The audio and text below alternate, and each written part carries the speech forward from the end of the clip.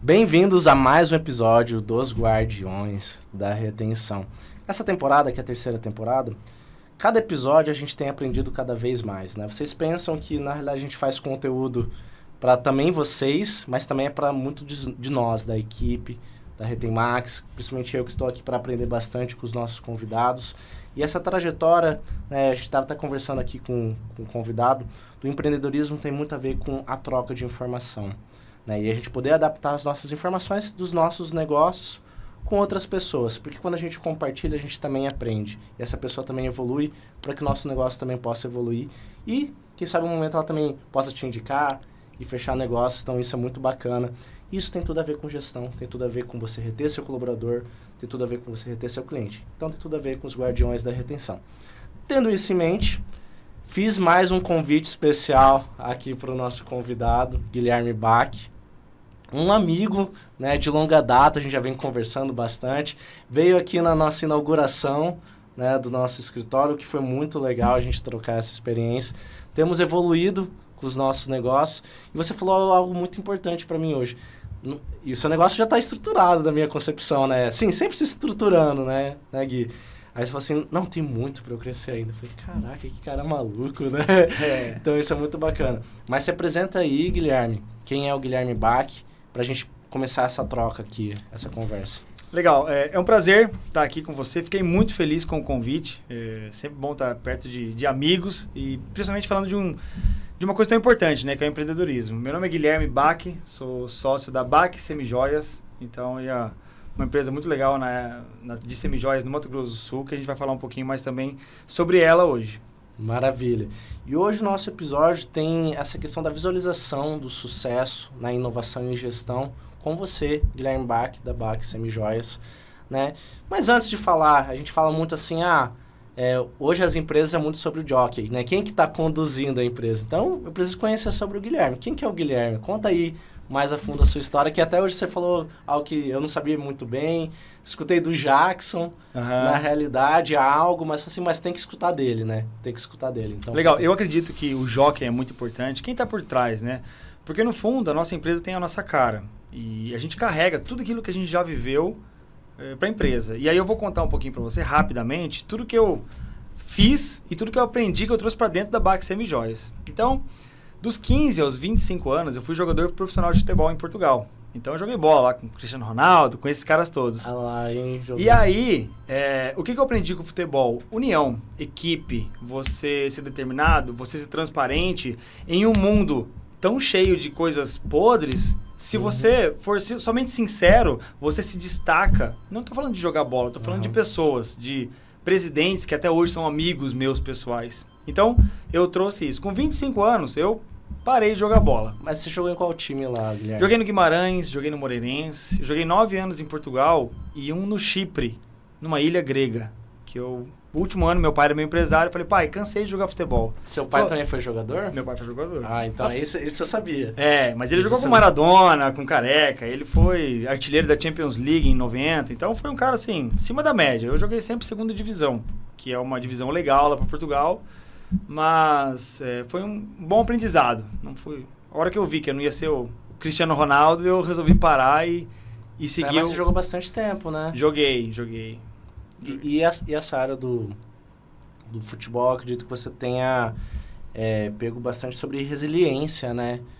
Assim, determinação, consistência, rotina, né? Que você falou. Foi de lá que você pegou essa ideia, ou, Guilherme, ou não? Foi muito de lá. O que eu trago do futebol, além disso? O futebol, quando você tá bem, todo mundo tá com você. Quando você tá mal, todo mundo te coloca para baixo. Então, tem muitas coisas que a gente pensa que acontece só com os outros e na empresa dos outros que acontecem, mas já aconteceu na minha história. E quando a gente apanha, a gente não esquece. Então, eu procuro fazer alguma coisa. Por que eu posso fazer diferente para que eu não apanhe assim no futuro? E assim foi durante o futebol e não só, todas as coisas da minha vida. Minha família, felizmente, tem uma família muito estruturada. Meu pai, meu ídolo, minha mãe, sempre cuidou de mim como menino dela. E eu tenho na minha irmã, minha sócia, minha melhor amiga e alguém que me completa completamente no âmbito profissional. Tá, você falou muito sobre essa área, né, que é um lado de curiosidade seu, né, que trouxe isso. Mas e o lado do empreendedor? Quando que surgiu tudo isso na sua jornada, né? Porque, beleza, você foi até os 25 anos ali, né, como jogador, e depois, onde que entrou as suas áreas de atuação? Como que foi isso? Família. Meus pais são empreendedores. Então, vem desde berço que eu sempre tive que conquistar algo para conseguir minhas coisas. Vou dar um exemplo. Eu quero comprar um picolé. Minha mãe tem loja de aviamentos lá. Ela falou, beleza, filho, então você vai trabalhar 2 horas no caixa e eu vou te dar o dinheiro para você comprar um picolé. Então, sempre a minha vida foi assim. Então, eu fui criado em um mundo que, o empreendedorismo era para mim. Eu tinha que fazer aquilo lá. E aí, quando eu fui vendo com 25 anos, que eu larguei o futebol, justamente foi com a fome de empreender. De ver que eu já não ia conseguir ser o Cristiano Ronaldo, mas, o que eu posso ser melhor na minha área? O que eu posso, sabe, ser realmente grande, fazer algo que faça diferença na vida das pessoas?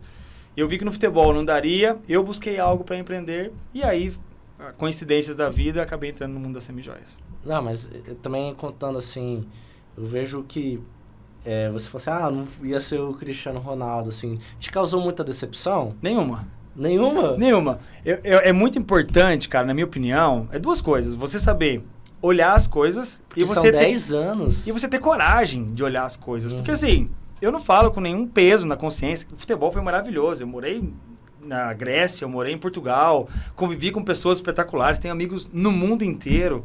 E olha o tanto de coisa boa que me trouxe. Mas não fui um jogador nem metade do que meu pai foi. E tá tudo bem, não era pra ser. E eu sou completamente realizado naquilo que eu fui no futebol. E completamente realizado também naquilo que eu sou agora. Porque eu tenho coragem de enxergar os números e aquilo que eu sou bom e aquilo que eu sou ruim. Tudo. Uhum. E onde que entrou a engenharia de produção pra você, Guilherme? Como que foi isso? Quando eu fui morar em Portugal, é um pouco diferente lá o estudo, né? Então eu tinha... Você fez lá? Eu fiz lá. Caraca, que top. Eu fiz Eu tenho um amigo que ele é formado nos Estados Unidos em engenharia de produção também. Você conheceu aquele dia o Michel? Ou não? Não. Não? Ah, tá. Beleza. Eu estudei na Universidade do Minho. É uma das 5 melhores faculdades de engenharia da Europa. Então, assim, foi de lá que, por exemplo, sabe o Sem Parar, que a gente chama aqui? Sim. Foi desenvolvido no meu polo, na minha faculdade. Então, é muito diferente. Eu acho que a gente tem passos largos para conseguir chegar até eles. Nos primeiros 6 meses quando eu entrei na faculdade, a gente fez um projeto de uma linha de alta tensão que corria Portugal inteiro para saber qual a distância entre os postes e qual o ângulo que tinha que ser os fios. Isso um projeto real. Então, nos primeiros 6 meses, orientado pelos nossos professores. Então, são coisas que o Brasil ainda precisa melhorar um pouco para essa educação, né? Para que a gente consiga pegar toda essa bagagem, essa riqueza humana que a gente tem aqui, cara, e voar. Eu vejo que tem alguns estudos que eu havia visto, Guilherme, que grande parte do que o Brasil tem falta é que engenheiros, eles não estão na área de atuação deles. Né? Eles acabam indo muito para banco. O banco acaba roubando muito, né, esse conhecimento e colocando para eles, o que acaba tendo uma falta de mão de obra em alguns outros lugares. Você sabia disso? Não sabia. Algo que Por que será? Não sei, por causa... Má remuneração, talvez? Talvez má remuneração, né, então adaptação e tudo mais, então eu vejo que é muito isso. Quando eu estava na faculdade, a gente fez um projeto, a gente foi até para Eldorado, sabe, de celulose que tem aqui em Três Lagoas, né? A gente pegou e a gente tentou fazer, fez... Mas aí não prosseguiu com esse projeto, né? Que era um fio dental, né? Feito de celulose. Que ele era mais fácil para ser descartado no final e tal, não gerava resíduos. Foi do caramba, a gente fez um teste, porque a gente chamou a galera de química, fez uma equipe, fez todo esse projeto e faltou pouco, né? Poderia ter então, tá vendo como as ideias estão aí? Às vezes, o que tem lá mais é a estrutura, sabe? O próprio laboratório nosso é dentro da faculdade. Então, a gente passa metade na sala de aula, metade no laboratório, fazendo na prática.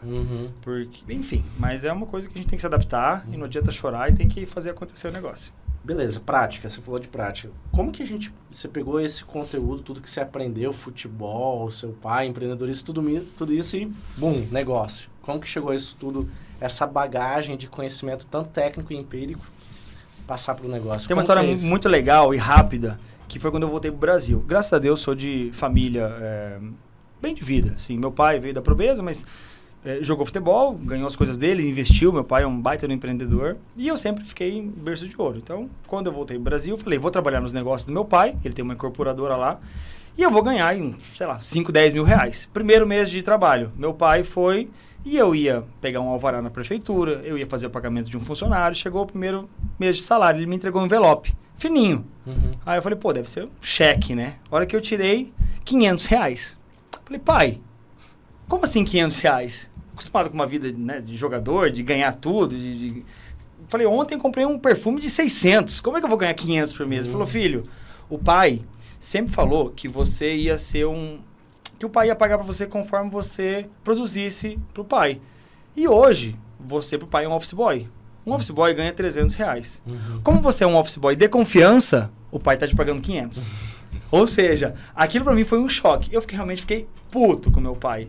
Só que aí, também me deu um choque de realidade de assim, pô, estudei numa faculdade legal, jogava bola, o que eu sabia da vida? Nada.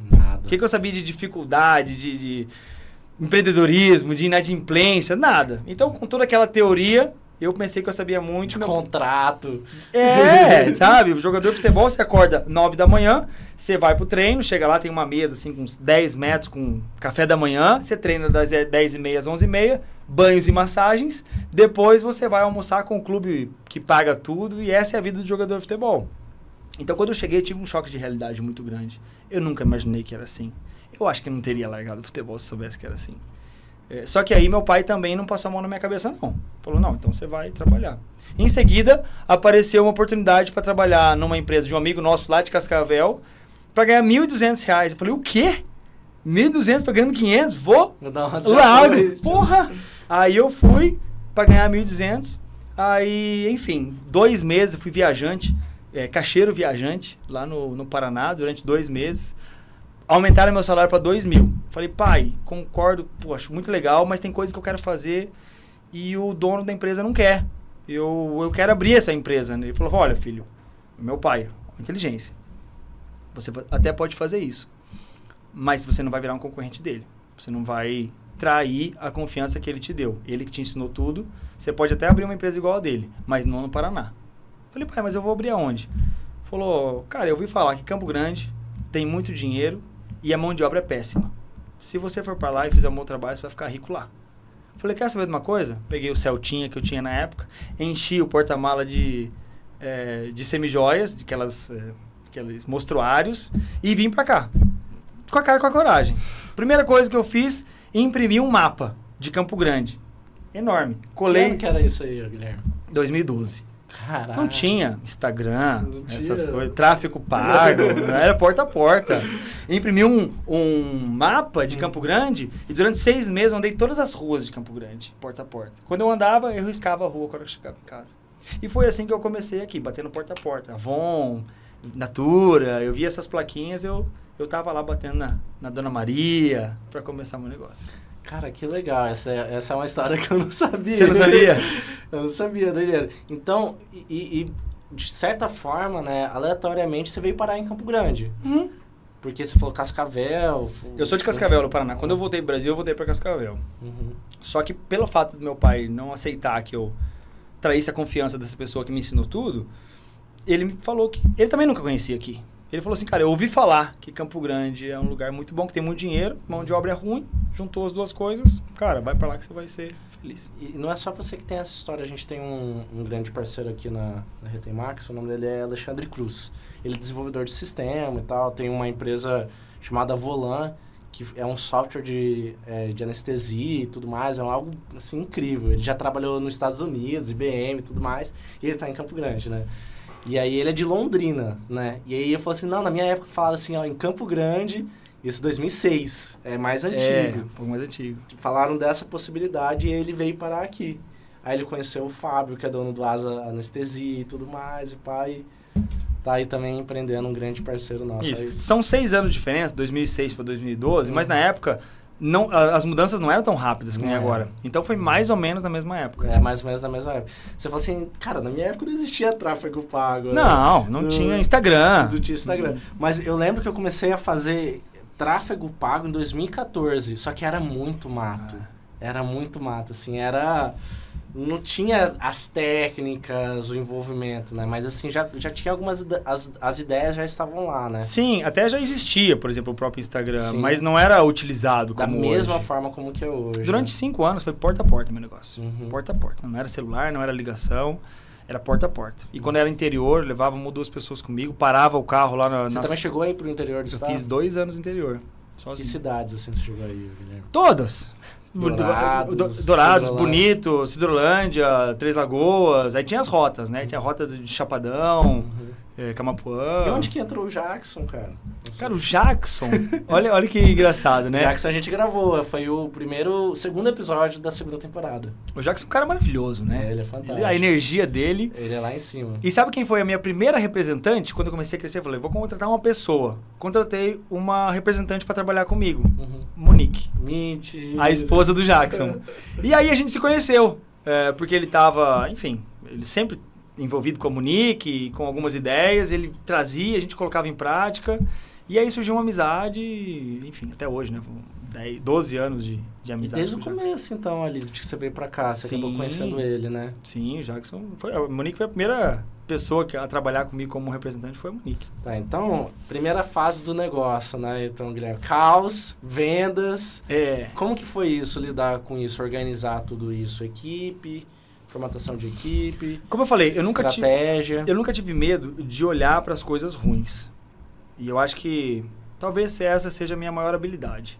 De olhar e ver, isso não está funcionando, vamos mudar. Porque eu errei muitas vezes. Meu primeiro erro foi confiar nas pessoas, no sentido de eu deixo o mostruário consignado. Como é que funciona a BAC Semijoias hoje? Nós deixamos o mostruário consignado para as revendedoras, elas vendem, depois de 2 meses ela vem e o que ela vendeu, ela tem uma comissão, o que ela não vendeu, ela me devolve. Eu não fazia uma análise de cadastro dessa pessoa. Eu entregava para ela... Não fazia um estudo dessa pessoa. Não fazia análise de cadastro de Serasa, SPC. Eu simplesmente entregava para ela na confiança. Coisa que futebol não tinha. Né? A gente não aprende na teoria, no engenharia de produção, o que você deve analisar numa pessoa para confiar nela. Não tem isso. E aí, o primeiro tombo foi a inadimplência, né? Então, de 100 pessoas que eu deixei em mostruário, 70 sumiram. E aí foi meu primeiro baque. E aí veio meu pai Aí veio meu pai de novo. Me emprestou um dinheiro e falou, olha filho, isso aqui você não se preocupa e tal. Paguei ele 2 anos depois com juros. Mais um aprendizado. Trabalhei um tempo para conseguir fazer com que aquilo lá... E sua irmã também já estava nesse começo aí, Guilherme? Ou ela veio entrar depois? Como que foi o jogo, assim? Então, e aí nesse começo, fui apanhando, mas fui sempre... Sozinho? Sozinho. Só eu. Sozinho. Eu era muito bom comercialmente. Então, vendas é uma coisa que sustenta o negócio. Mesmo o negócio, se ele tiver margem e se você souber vender, mesmo se você fizer muita coisa ruim, muita coisa errada, você consegue sobreviver. E isso, para mim, é vendas. Beleza? Depois de muito errar e muito acertar, contratei algumas pessoas... A minha irmã, ela é engenheira civil. Olha lá, legal. E trabalhava com meu pai na incorporadora dele. O pai tem uma construtora lá em Cascavel. Fizeram um prédio. Uma vez ela veio me ajudar a fazer algumas compras. Porque, vocês imaginam, eu não tenho muito bom gosto para peças, para roupa, para essas coisas. Então, tudo que eu comprava era tudo assim... Imagina, né? Não vou dizer feio, porque eu vou desprestigiar a minha marca. Mas era tudo que brilhava... grande e com desconto. Então, era essa a minha visão de... Um vendedor puro. De um vendedor puro. E quando ela veio trazer o bom gosto. E aí, ela largou tudo que ela... Qualidade, assim, também, ou não? O quê? Ela veio também trazer o bom gosto e qualidade. A qualidade sempre teve. Porque nas Semijoias, o que é a qualidade? É o banho que você coloca. Então, o nosso banho das peças em ouro é muito bom. Sempre foi. Sempre priorizei qualidade. Isso sim. Mas o design não era legal. Então, ela veio trazer isso. Eu tinha 5 anos já de empresa, ela largou tudo lá, comprou a parte do meu pai aqui, que ele virou meu sócio, E aí... O seu pai tinha virado seu sócio não no começo, né? No começo. Ah, no começo. Ele entrou, com dinheiro só. Eu que fazia as coisas, mas ele entrou como dinheiro. Aí a sua irmã comprou dele. Minha irmã comprou dele. Lembra da história do meu pai? Ele dá valor às coisas, minha irmã comprou dele com o dinheiro que ela tinha. E aí virou minha sócia. E aí foi onde tudo virou. Porque minha irmã me completa. Profissionalmente, minha irmã me completa. Então, nós somos os opostos que... No começo, teve muito choque, porque para você lidar com uma pessoa que é oposta de você, poxa, é muito choque, mas a partir do momento que a gente se esforçou para entender a posição do outro, o ponto de vista, foi quando a BAC começou a deslanchar, a decolar. E quanto tempo depois que foi, Guilherme, desse começo de 2012 e tal, para sua irmã? Qual que foi o gap, assim? A minha irmã entrou em 2017. Então foi 5 anos. 5 anos sem ela. Só você? Só eu. Na loucura. Na loucura. E aí, a partir de 2000... Mas você já estava com equipe 5 anos depois? Sim, aí eu contratei uma pessoa, 2, eu contratei 6. Ah, legal. E era tudo no papel. Aí um amigo meu de Portugal que estudou comigo falou, não, Gui, vamos fazer um Excel pra você. Aí, o primeiro gráfico que eu fiz, eu descobri que dos 6, 5 me roubavam. Ou seja, mando 5 embora, aí pego outra pessoa. Mas eu também não tinha nenhum tipo de controle sobre isso, né? Eu simplesmente acreditei de novo nas pessoas e não tinha sistema. E aí, depois disso, foi que veio a Vi. E a gente começou a ter um design legal, que era o que faltava. E também a minha irmã muito firme, sabe? Com as pessoas, ela é muito correta, ela não aceita menos, tipo, não aceitou 90%. E eu sempre aceitei. Sabe? Não, o Arthur, ele é legal. Às vezes ele não é muito bom assim, mas, um cara bacana e tal. Minha irmã, não. Cara, ou você dá 100%, você tá fora da BAC. E essa mudança de mentalidade veio com ela, mas a gente conseguiu aplicar ela só uns 4 anos depois. Foi em 2021 em que a gente alinhou e começou a remar pro mesmo lado. Porque ela também não tinha muito jogo de cintura, que eu tinha. Então, a gente conseguiu colocar o meu jogo de cintura, a firmeza dela, para que a gente crescesse a empresa. E aí, graças a Deus, só deslanchou. E nessa parte da sua irmã e tal, como que eram esses alinhamentos? Porque eu vejo assim, Guilherme, vamos lá. Empresa familiar, né? Porque são irmãos, né? Diferenciar família, empresa, isso... Vocês já faziam essas dinâmicas, dava certo, foi evoluindo, você teve que criar estratégias para isso, processos. Como que foi esse... Porque assim, aqui, particularmente em Campo Grande, a gente atende muita empresa familiar, muito mesmo. Que é geralmente marido, esposa, pai, filho, né? Mas irmãos, assim, já tá um pouco... É raro, assim. Eu acho que é ainda mais raro uma empresa que funciona com 2 irmãos. Quando eu fui esses dias fazer um trabalho de marketing, eu falo que a minha empresa é familiar, que a nossa empresa, né, minha e da minha irmã. E o marketing não gosta muito. Que empresa familiar passa um negócio, tipo, sabe? Sim, meio... jogar. Sem dono, sabe? Um manda, o outro manda. Jogar. E quando a gente conseguiu separar as coisas, é quando nós nos organizamos. Basicamente, quase aquele princípio de compliance, governança e tal. Foi isso ou não? Foi isso, mas de uma maneira mais simples para quem está em casa, é o seguinte, tem as suas funções bem definidas e uma meta. E no final do mês, você tem que apresentar se você bateu a meta e quais são os objetivos do próximo mês. É só isso. Ela na área dela, eu na minha. Ela tem autonomia dela, só que ela precisa me explicar tudo o que acontece caso algum resultado não deu errado. E mesma coisa ao contrário. A hora que a gente conseguiu mensurar tudo isso, aí virou o jogo. Aí virou o jogo. E com indicador, já colocando na parede, quadro, como que é essa parte prática, assim, que eu gosto bastante? Você gostou, né? Eu sou muito dos indicadores. E se você tá aí vendo e fala, eu não consigo mensurar alguma coisa na minha empresa, melhore, porque você consegue. A gente lá na BAC mensura tudo. Até quantas etiquetas a pessoa etiqueta por mês. Eu não tô lá contando quantas etiquetas ela fez, mas eu sei que eu imprimi 5.000 etiquetas, se no final em 15 dias ela acabou aquelas, eu sei que mais ou menos ela etiqueta 10.000 etiquetas por mês. Então, tudo o que você tem que fazer tem que ser mensurado. Foi isso que fez mudar o jogo da BAC, de uma empresa familiar desorganizada, para hoje uma das maiores empresas de semijoias aqui do Mato Grosso do Sul. Que legal. E dessas metodologias, assim, você conseguiu restaurar isso das suas áreas de formação ou você foi aprendendo na raça o que dava certo? O que foi validando assim o seu jogo, né? A minha formação me permitiu entender métricas. Então eu sei o que é um desvio padrão, eu sei aonde eu quero chegar, eu sei que uma curva que é um 20-80 de Pareto, mas é muito mais importante para mim o teste e erro. E para mim isso é tempo. Você pode pegar o melhor consultor que você tiver, se você testar na sua empresa algo diferente todas as semanas, deixando teste AB, deixa todas as variáveis iguais e muda só uma, faz isso durante 10 semanas, você daqui 10 semanas vai estar 1 ano na frente daquilo que você estava há esse tempo atrás. E foi sempre assim, sempre testando e corrigindo. Só que a gente corrige muito rápido. Na BAC não tem esse negócio, não está dando resultado, mas eu acredito nisso. Não importa, muda. Se não está dando resultado... já troca. Você pode até gostar, mas quem é o principal, que é quem está comprando, não está gostando disso. E para isso você precisa mensurar. E é uma mensuração rápida. Então você tem que ter aqueles números na tua mão praticamente todos os dias ou todas as semanas, pelo menos.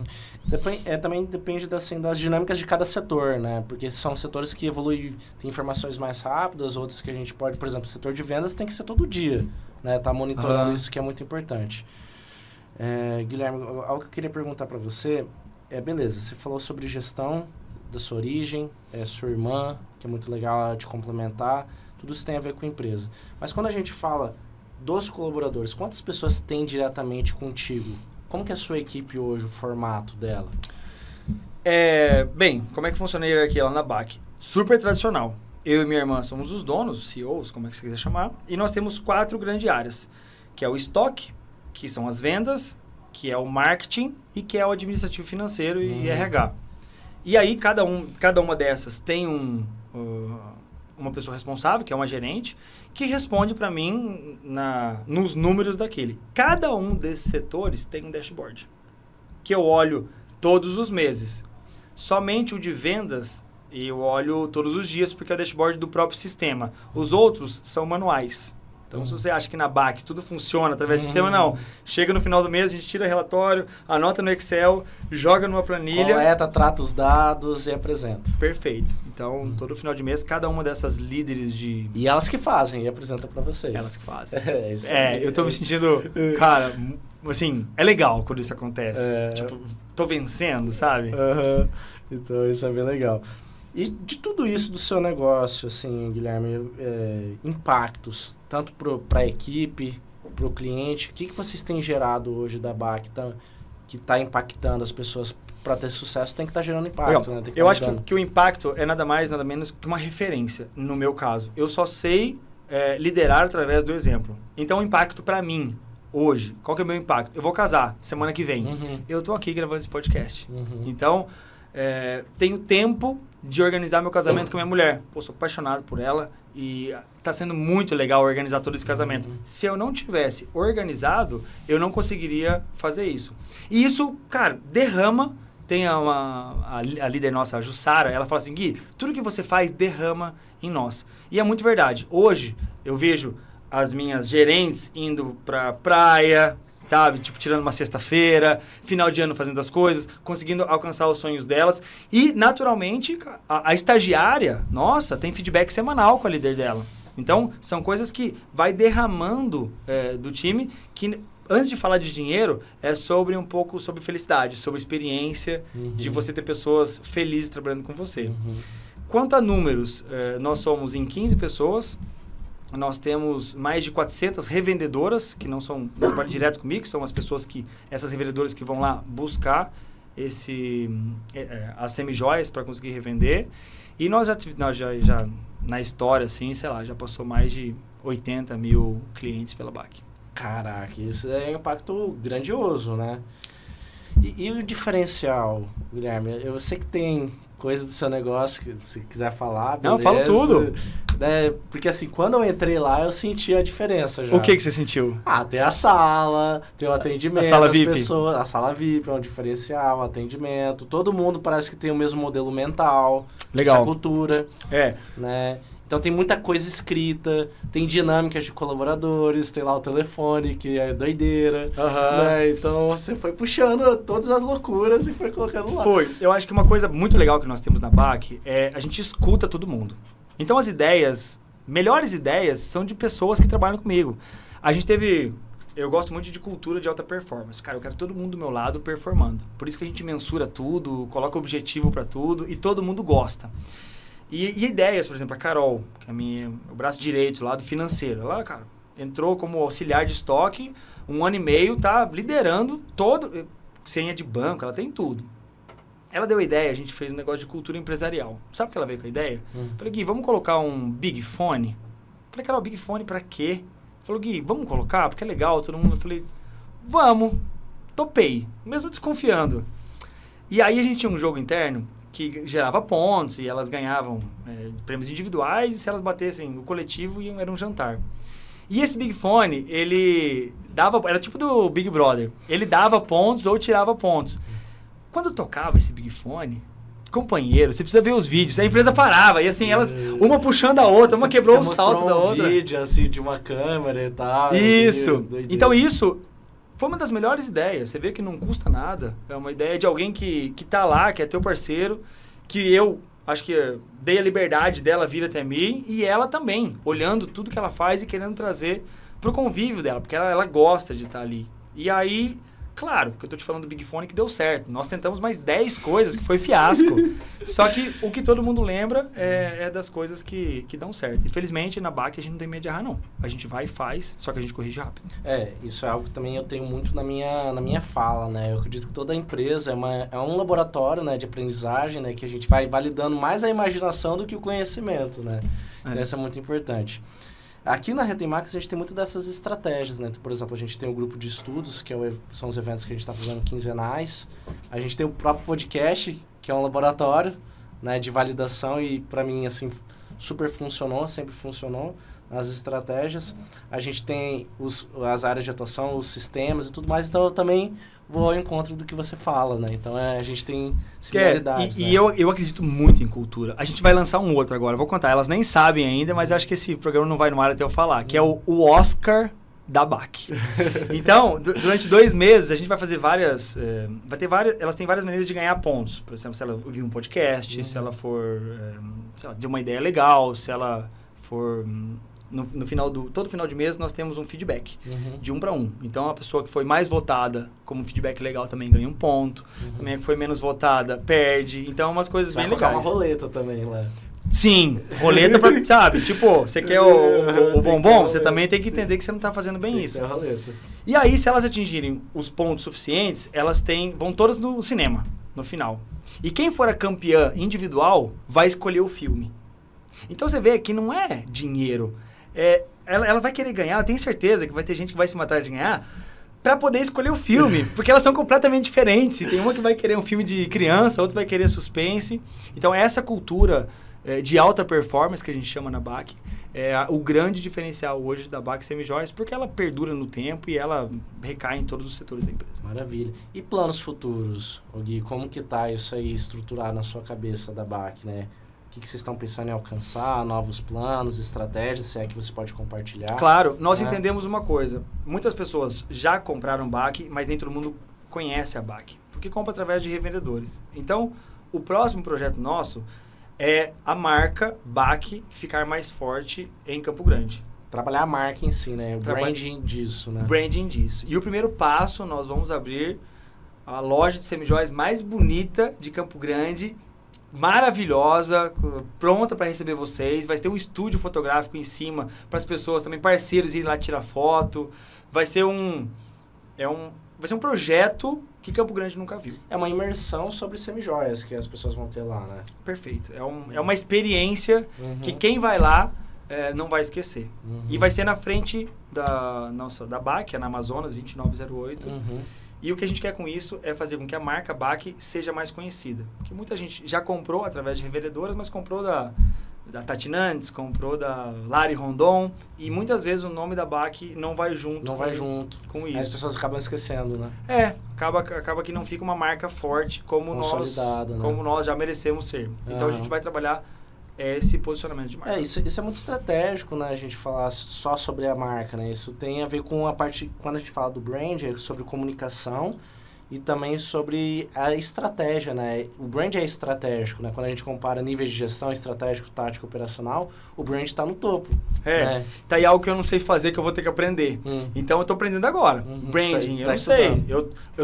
Eu já tô fazendo um branding aqui, que é falar um pouco da minha marca no teu podcast. Mas é algo que eu não sei. Eu vou ter que aprender a fazer e eu acho que você pode me ajudar nisso. Não, vamos tá nessa. E o que eu queria falar agora nessa parte? Eu queria que você passasse 3 insights poderosos dessa sua jornada, né? Então, se a gente for resumir assim, hoje foi um episódio de visualizar o sucesso a partir do que você aprendeu da sua jornada até o ponto de agora, que você vai alcançar até o ponto futuro, certo? Certo. Das etapas que você falou ali, do seu começo, né? Tanto da sua vida, né, de jogador de futebol, depois do começo do negócio, a sua irmã e hoje, qual que foi um insight legal de cada parte disso? Legal. Bem, um insight legal... Insight é a ideia, né? Só pra gente... Sim, fica mais claro, né? Mais claro, né? Ideia. Algumas ideias legais que eu tive. Primeiro, fazer um dashboard.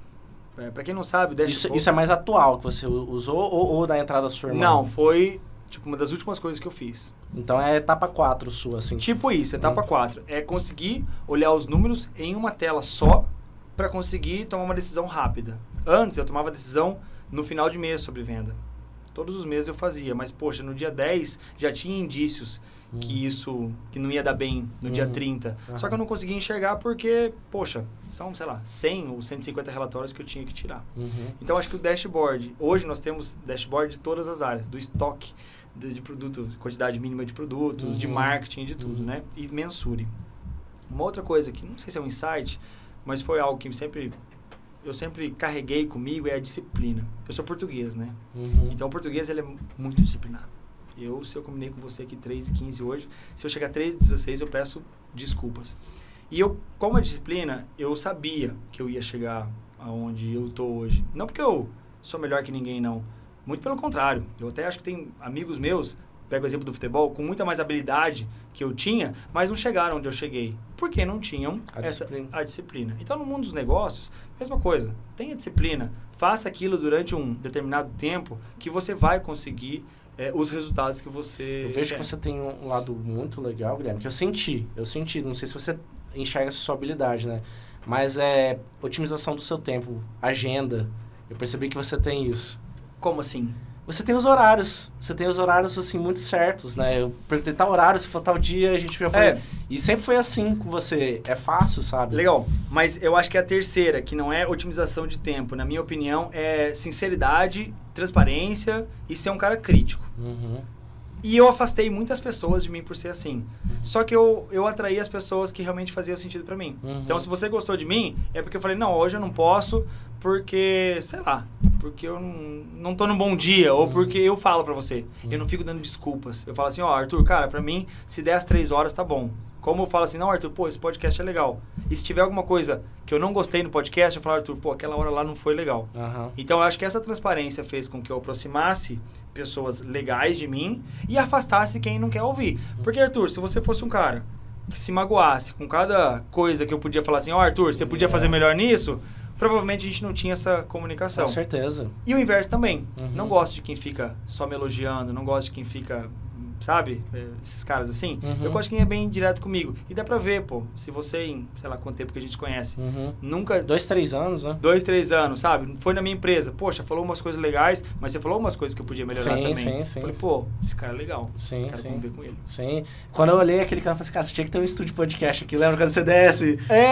E olha só. E agora, como é que são as coisas? Nem te dei o valor, porque eu vim aqui hoje, pra quem não tá de casa, e falei assim, tive uma ideia essa semana, eu quero abrir um podcast. E, na verdade, você que plantou a sementinha lá atrás. Eu nem lembrava. Eu cheguei lá e falei, cara, que poderia ter um estúdio podcast. Naquele cantinho.